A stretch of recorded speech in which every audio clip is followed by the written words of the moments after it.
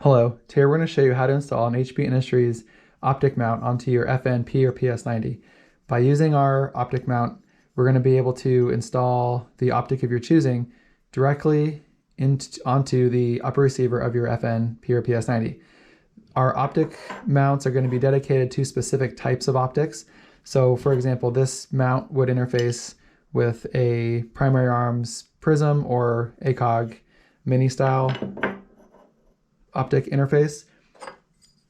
Even though it's not the same, we have another mount, this one for a hollow sun AMS, and you can kind of see that even though the optics are significantly different, the mount systems themselves are going to have common denominators in how they interface with the FN PS90 upper receiver.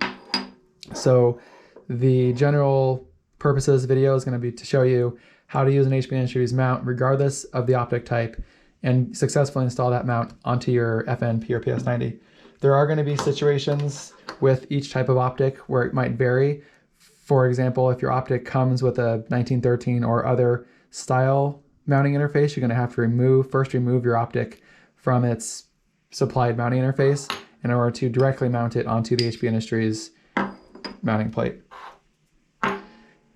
Today, I think we're going to go ahead and use this, again, maybe this hollow sun AMS. It's a newer dot style optic. It's got a kind of a nice circle dot, donut dot inside of it that I think will go, it pairs really nice with the PS90.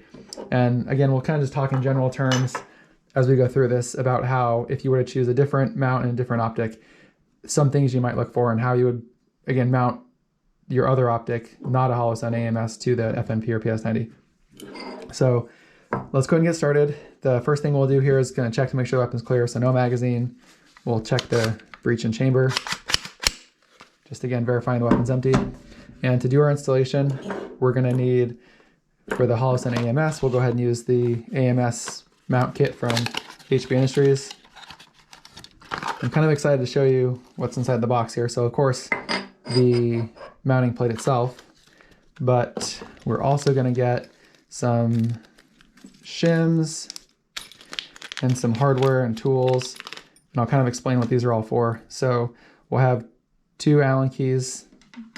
1 Allen key is going to be supplied for the 2 mounting screws that'll mount the optics plate to the PS90 upper receiver. And then in this case, we've got 4 smaller screws that are going to be used to interface the optic to the optic mounting plate. And our 2 Allen screws or Allen keys kind of correspond with the screws they go to. So kind of going back to the different optics, we do aim to supply screws and a key to mount whatever optic you have to our mounting plate. And then these are some shims. I'll kind of get to what these are for in a minute. So we're going to use these components, and they could vary depending on what optic you're electing to mount on your PS90. You could have a different set of screws or a different size key, but in general, the 2 screws, the mounting plate, and the shims and the Allen key on this side are going to be included with every single optic mount that you buy. So let's go ahead and get started. The first thing we're going to do here is remove the factory 1913 rail. To do that, we're going to have 2 screws. There's a 3mm Allen screw through this access hole, and there's another 3mm Allen screw through the top. So let's use our included 3mm Allen wrench. We'll go ahead and break these screws loose and remove them. We're going to kind of just set them aside. This Allen screw is going to be a little tricky to get to. It's a little long. So you can, if you're going to use the supplied key, you can kind of insert it. And one trick would be to use like a wrench, and you can kind of use this to generate some additional leverage by hooking it over the end of the Allen key, kind of like that, to twist it. You can also use your factory, this is the adjustment tool that comes with the PS90. If you have the style rail on top, you can slip that over the end of the tool and kind of spin it that way. Or probably the preferred method, if you have it, would be just to use the T-handle key in this case. So we'll use our T-handle key to kind of spin this screw out. And that's going to allow us to remove the factory 1913 rail. with the factory 1913 rail out, I think it'd be a good opportunity to describe what these shims are for before we use them. So you might remember, if you have this style of optic mount on your P or PS90, there is, again, from the factory, an adjustment tool that's supplied. This adjustment tool changes as you spin it in and out. It's going to adjust a standoff that's inside of the factory 1913 rail. This standoff is used to essentially adjust or shim. I'll kind of turn it, you can watch it protrude out the side of the optic plate here for the 1913 rail. You can kind of see it coming through on the left-hand side. So counterclockwise in, clockwise out. So what this is going to do is bias your rail once installed in your upper receiver. It's going to allow your rail to bias left and right inside of the pocket or the channel in the upper receiver. What we're going to do is the same thing, but just with the use of a couple shims. We found that the weight of the biasing system is a little overkill for what we need. So again, we're going to use these shims to kind of center our optic plate inside the channel on the upper receiver. So again, let's go ahead and set aside our factory parts. We're not going to need those.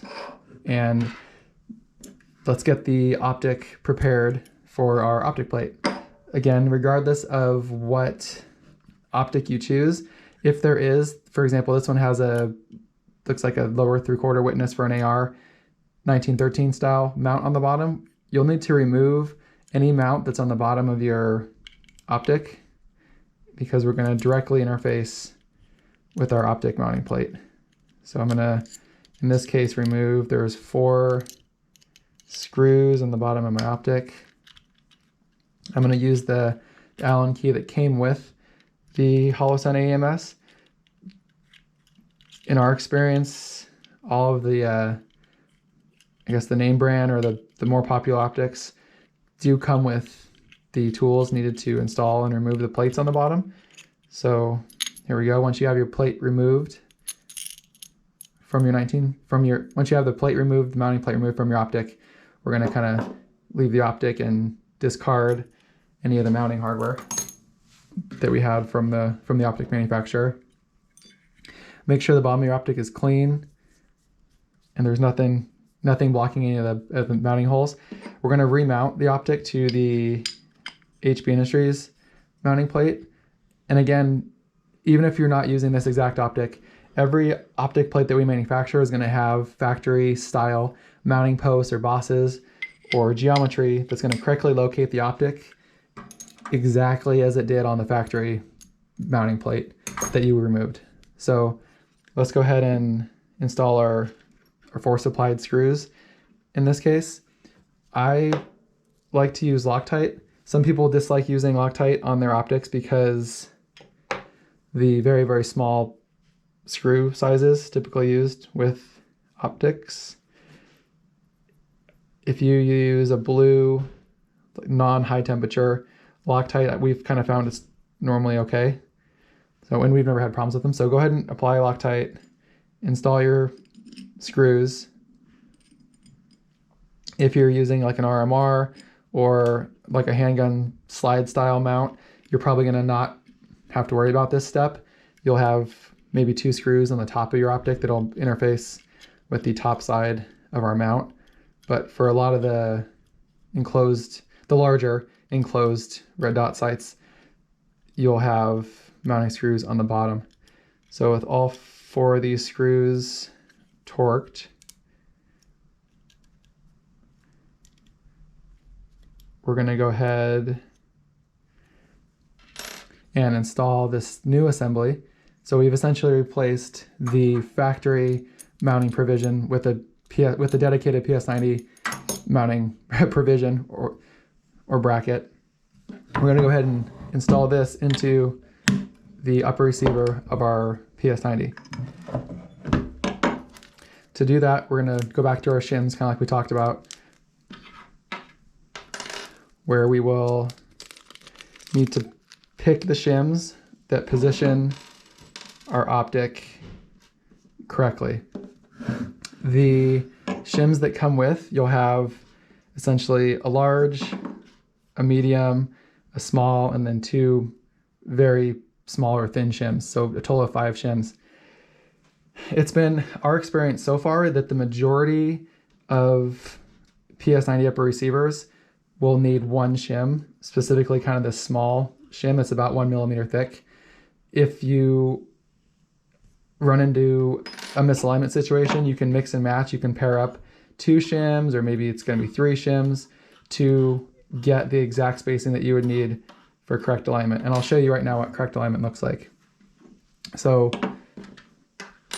we're going to go ahead and start by installing 1 shim into this countersunk pocket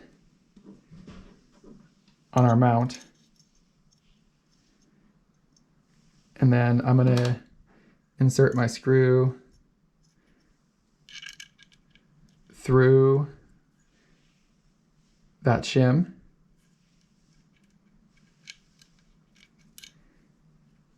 And then lower the assembly down to the upper receiver of the PS90, kind of like this.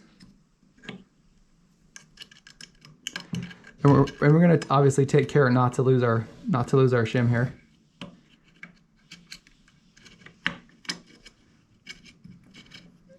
I'm going to go ahead and kind of tighten down this screw, and then at this point with your screw tightened, your optic will want to like kind of pivot in the upper receiver because it's only got the front screw in it. And what we're going to do is verify that we have clean alignment back here between the countersunk hole and the threaded hole in the upper receiver.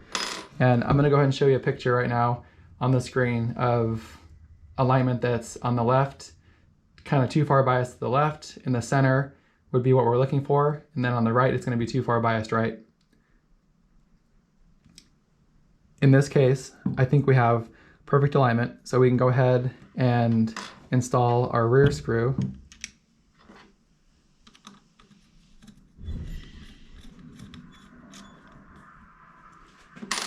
And discard the shims that we did not use.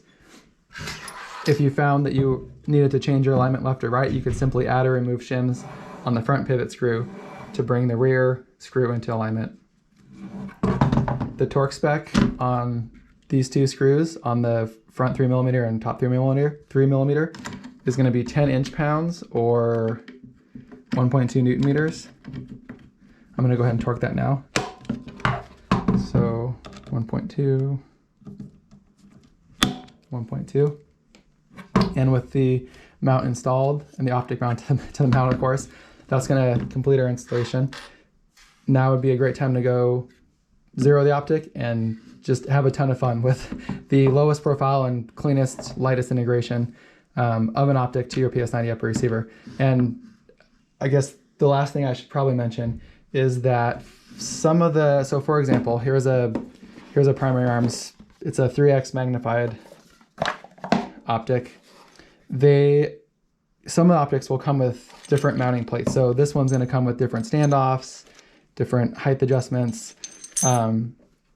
The magnified optic is going to have a much narrower usable kind of field of view, or eye relief, I should say, than a straight red dot. So you'll need to kind of pick and choose. If you do install a magnified optic, just remember you'll need to kind of pick and choose or use some of the supplied